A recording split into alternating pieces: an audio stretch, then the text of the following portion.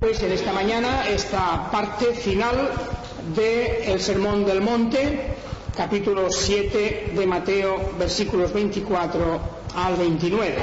No podemos olvidar todo lo que antes el Señor ha estado diciendo en este discurso, particularmente las últimas palabras que considerábamos ya los domingos anteriores, y es la presencia en el pueblo de Dios, dentro del pueblo de Dios, de los que el versículo 15 llamaba falsos profetas. Precisamente arrancando de aquí, de la idea de que puede haber dentro del pueblo de Dios algo que no sea verdadero, algo que no sea sólido y que no sea auténtico, pues viene el Señor a advertirnos, a avisarnos de cómo debemos de estar preparados, por una parte, para reconocer a estos falsos maestros o falsos profetas, y por otra parte también para saber cómo al fin el Señor tiene preparado su juicio contra ellos, porque los versículos 21 en adelante, versículos 21 al 23, pues está adelantándose, anticipándose a hablarnos de cómo en aquel día, la expresión del versículo 22, en aquel día, el día del juicio, el día en que el Señor llame a cuentas todas las cosas,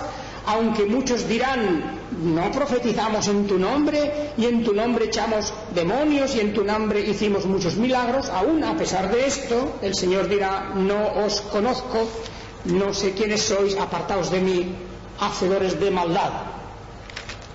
Fijaos que esto ya comentábamos la semana pasada y otras semanas, que es verdaderamente chocante que dentro de lo que es el ámbito de la Iglesia de Dios, del pueblo de Dios, exista también esta especie extraña, pero por lo visto abundante, de falsos profetas, falsos maestros, y en definitiva de todos aquellos que aparentemente están cumpliendo una función religiosa, pero que en el fondo no lo son, no son reconocidos por Dios mismo.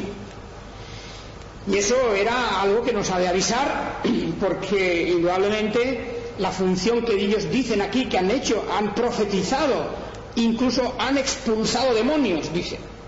Y eso es una manera de hablarnos no sólo de la expulsión de demonios en una forma literal, sino de grandes acciones aparentemente contra el reino de las tinieblas, y también que habían hecho milagros.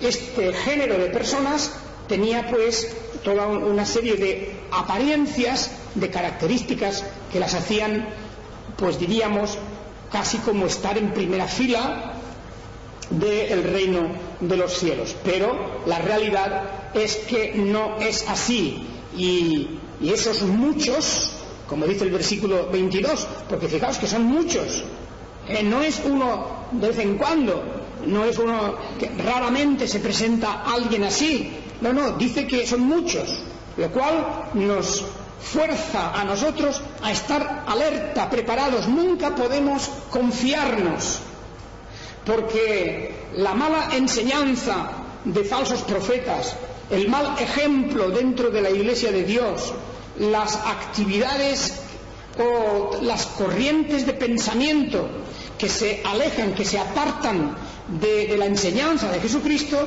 pues son tan peligrosas que merecen aquí el nombre de aborrecimiento por parte de Dios. Dios lo aborrece, Dios lo rechaza y declara que nunca ha conocido a estos que llama hacedores de maldad. Es para preguntarnos cómo es posible que se llame hacedores de maldad, obradores de maldad, a quien dice que ha predicado, ha profetizado, ha hecho milagros, ha expulsado demonios. ¿Y cómo es posible que el Señor les llame obradores de maldad? Al final del versículo 23, por lo tanto, nos encontramos con esta expresión, obradores de maldad. Y ahora, en el versículo 24, lo que tenemos Es una especie de resumen del principio general que ha de gobernar toda esta cuestión. ¿Cómo podemos saber si alguien es auténtico o si es falso? Me refiero como maestro, como enseñador del Evangelio, como servidor de Dios. Pero, en definitiva, podríamos extender este principio a todo. Podríamos extenderlo a todo. ¿Cómo podemos saber si la fe es auténtica? ¿Cómo podemos saber si la religiosidad es auténtica? Bueno, pues ya tenemos unas ideas anteriores. Una es los frutos. Eso es una importante señal. Hemos de observar los frutos. El Señor dice, porque de un árbol bueno tiene que salir frutos buenos.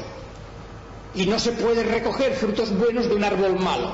Por lo tanto, hemos de estar siempre atentos a esta cuestión. Los frutos, es decir, no las palabras, porque las palabras tienen importancia, sí, pero en definitiva las palabras son fáciles, cuestan poco. Sin embargo, los frutos, las obras, las acciones, la demostración del carácter de las personas, todo esto importa mucho y es lo que tendría que gobernarnos para discernir y para diferenciar si hay autenticidad o si hay falsedad. De manera que ya teníamos un elemento para juzgar, ¿verdad? Cuando el Señor en este capítulo anteriormente, en el versículo 15, capítulo 7, versículo 16, dice: por sus frutos los conoceréis. Pero ahora aquí tenemos también, incluso antes que hablar de los frutos, como una especie de consideración anterior, se nos dice que podemos también saber si algo es auténtico o es falso examinando el fundamento, examinando el cimiento en el cual está edificado esa pretensión o está edificada esa persona misma.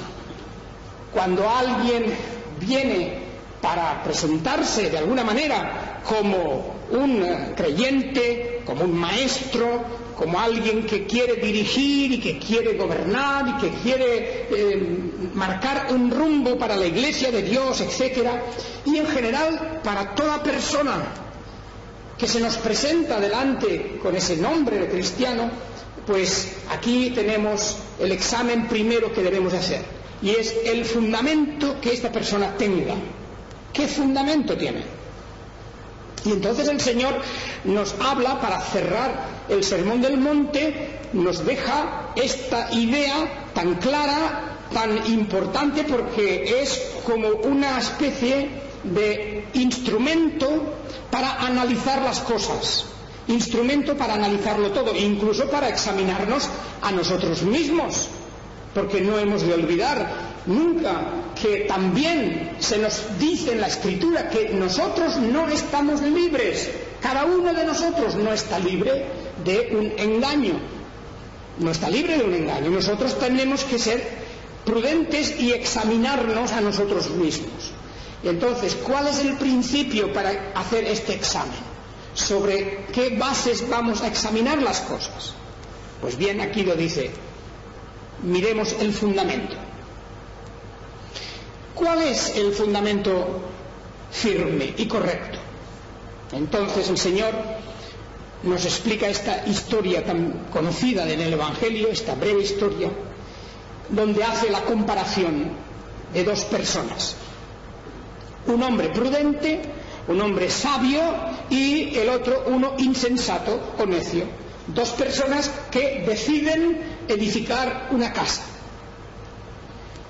Naturalmente que cuando uno quiere hacer una obra de esta magnitud, edificar una casa es una obra importante, pues tiene que pensar, tiene que considerar varias cosas antes de empezar. Y la primera es: ¿dónde voy a edificar esta casa? Bueno, pues vosotros sabéis que esa es la primera decisión de todas. ¿Dónde? especialmente no sobre qué terreno concreto voy a edificar esa casa. Si uno toma las cosas en serio y es prudente, pues pensará, examinará, hará mediciones o encargará a alguien que le haga mediciones y le pueda decir, pues sí, esto es un terreno sólido, aquí se puede edificar una casa. Pero el insensato, la otra persona que tenemos aquí en este texto, parece que es una persona que por encima de todo quería edificar la casa. Sí que quería edificarla, pero lo que quería ver era el resultado final rápido, pronto. Y entonces vemos que esta persona edifica en un lugar inadecuado. El primero se asegura de que la casa está hecha sobre un terreno firme y fuerte. El otro tenía tanta prisa, quería hacer las cosas tan rápido, por lo visto, quería ver la casa terminada, que no se preocupó en absoluto de dónde y sobre qué terreno edificaba.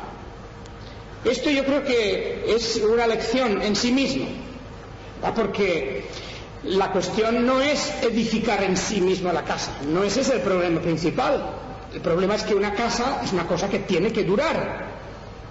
Una casa es algo para muchos años, para mucho tiempo, y tiene que soportar muchas cosas, porque está a la intemperie, está expuesta al viento, a la lluvia, está expuesta a tantas cosas. Bueno, todos nosotros leemos en los diarios, en los periódicos, estamos leyendo pues casi, no digo yo cada semana, pero muchas veces, sobre todo en esta época del año, que hay lluvias fuertes, leemos en un sitio y en otro cómo las aguas torrenciales se llevan las casas, las arrastran.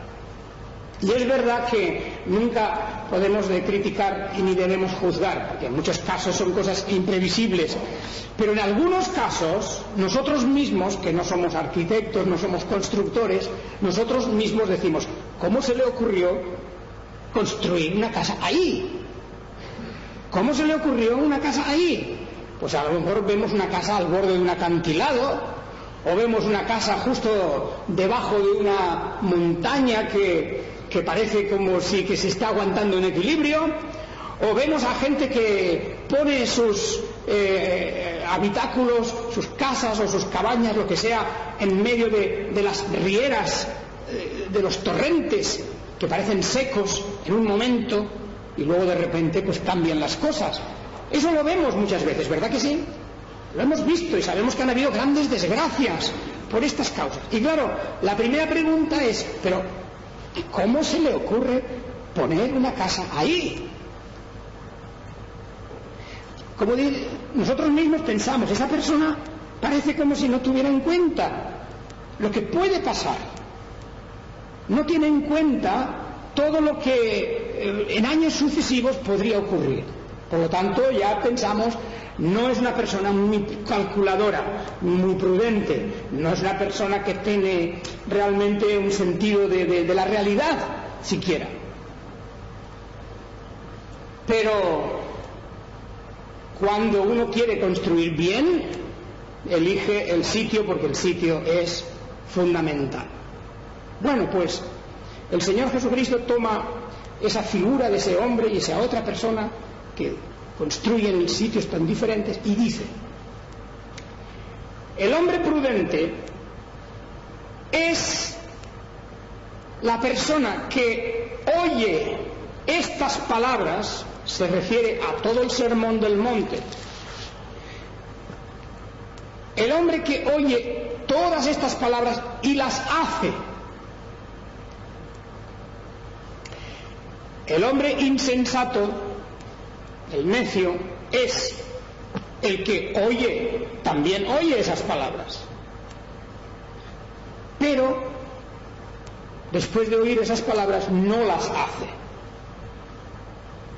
Y tenemos pues aquí enseguida la comparación, versículo 24, el hombre que hace y el que no hace. Nosotros hemos de tener en cuenta que el Señor Jesucristo aquí está directamente hablándonos de una cosa como él dice, fundamental, el fundamento de una casa. Es como construir sobre roca o construir sobre arena, porque la persona que oye estas palabras del Señor Jesucristo, el Sermón del Monte, cualquier palabra de la palabra de Dios, y las hace, recibe el nombre de persona sabia, de persona prudente, de persona entendida. Su corazón está equilibrado. Además, es sabia y es prudente porque conoce a Dios y sabe que si Dios habla, si Dios dice algo, no es para llenar el tiempo, no es para hacer un discurso, no es para entretener el oído. Las palabras de Dios tienen una misión concreta y es de mover nuestra voluntad para que las practiquemos, las pongamos en práctica, las hagamos. Ahí siempre hay en el mundo cristiano hay un peligro inmenso, y es el peligro del intelectualismo. Claro, nosotros tenemos un intelecto, por supuesto que sí, tenemos que usarlo. Y el Señor nos ha dado la capacidad de razonar y de pensar y nos ha creado como seres inteligentes. Todo eso está muy bien y es así. Y gracias a eso tenemos esa relación y comunicación con Él. Pero las palabras de Dios no son simplemente una materia para tratarla como si fuese una especie de ciencia, o como si fuera literatura, o como si esto se tratara de historia y que queremos archivar todo esto simplemente en nuestro intelecto, porque el intelecto es un don de Dios y lo estamos usando, pero el Señor quiere que, además de entender, además de conocer, de discernir, además de comparar y de todas las operaciones que puede hacer nuestro intelecto, además de eso, también lo hagamos.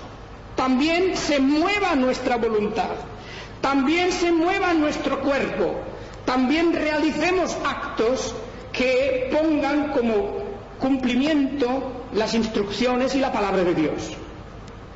De manera que la palabra de Dios no es una especie de producto de laboratorio para que hagamos pues nuestras combinaciones y nuestras elucubraciones mentales y hagamos nuestros discursos y hagamos nuestros libros y todas esas cosas.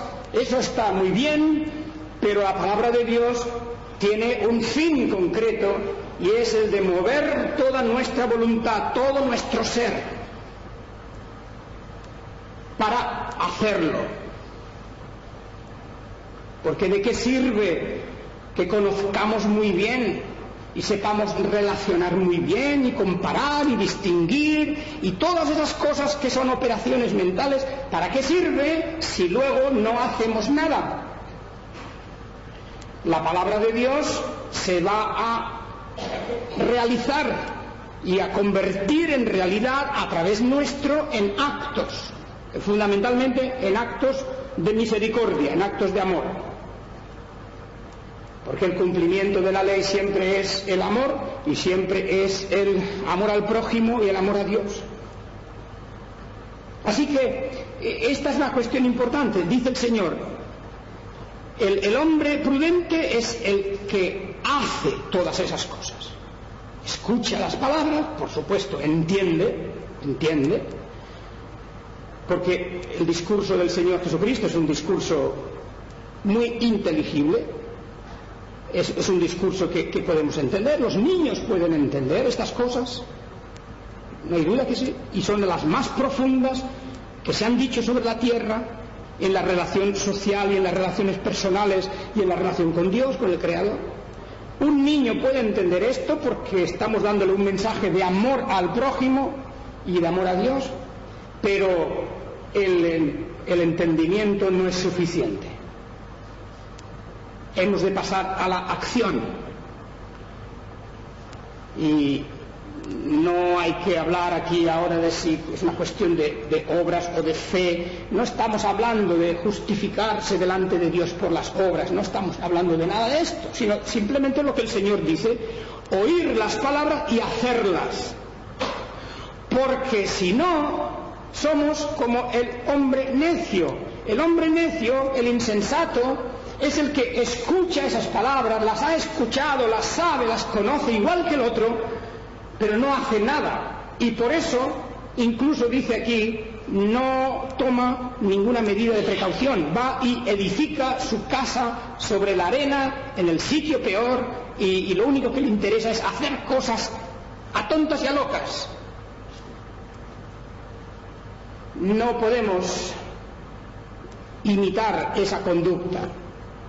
No debemos imitar esa conducta. En la vida cristiana, lo importante es tomar la actitud de decir: a ver, ¿qué dice el Señor? Y dentro de lo que diga el Señor, en una situación concreta nuestra, porque hay mandamientos de Dios, hay instrucciones de Dios para todo en la vida, para todo. Y es cuestión de escudriñar la palabra de Dios, examinarla, conocerla, retenerla en el corazón y luego ponerla en obra. ¿Qué ocurría con los fariseos? Los fariseos eran pues los grandes intelectuales de su tiempo, y hemos de reconocer que entre ellos habían sabios, hombres sabios, muy inteligentes, y algunos de ellos incluso, también hemos de decirlo, llegaron a un conocimiento verdadero de Dios. Pero la mayoría de los fariseos, grandes conocedores de la Biblia, grandes pensadores, eran personas que no hacían nada, no cumplían nada, no tenían ningún interés en realizar la obra de Dios. Y por lo tanto, el Señor Jesucristo advirtió diciendo: bien, lo que ellos dicen está bien, lo que ellos dicen está bien, lo que os digan, hacedlo, pero lo que ellos hacen, no los imitéis, porque ellos dicen, pero no hacen. En esa situación es la que nos encontramos siempre a la hora de discernir las cosas de Dios, las cosas del reino de los cielos.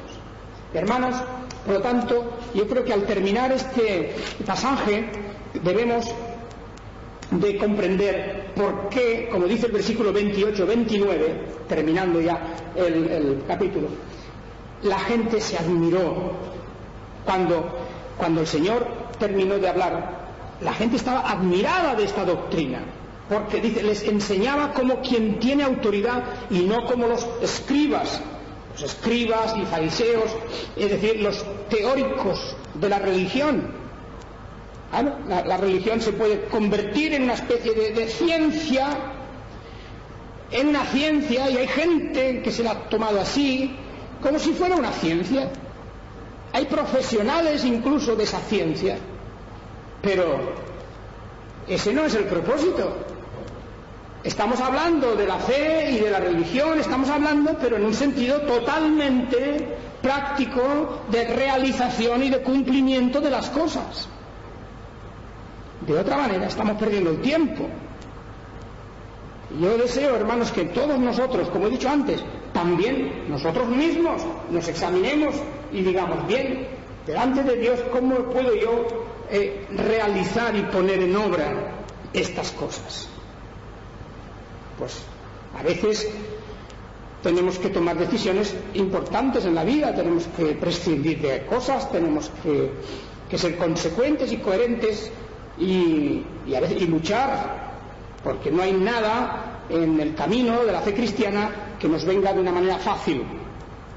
Todo requiere esfuerzo y trabajo y cierto sacrificio, y todo requiere el que pongamos nuestros 5 sentidos en ello. Hermanos, pues esta es la forma en que el sermón del monte se cierra, se termina. Y hemos visto muchas cosas en ese sermón del monte. Y al principio ya lo dijimos, aquí el Señor nos dice cómo son y qué carácter tienen los hijos de Dios, cómo podemos reconocernos unos a otros. Nos reconocemos por la puesta en práctica de todas estas cosas, el querer vivir así y no querer vivir como vive el resto del mundo, con sus ideas, con sus principios, con sus formas de actuar. Nosotros queremos vivir así, como este sermón del monte, como esta gran instrucción nos dice. Y para ello tenemos que librar una batalla continuamente. Tenemos que realizar un esfuerzo que solos no podemos triunfar nunca. Es un esfuerzo sobrehumano y necesitamos la asistencia y la ayuda de la gracia de Dios para poder andar por esta vida como el Señor nos pide. El Señor nos ayude a todos. Amén.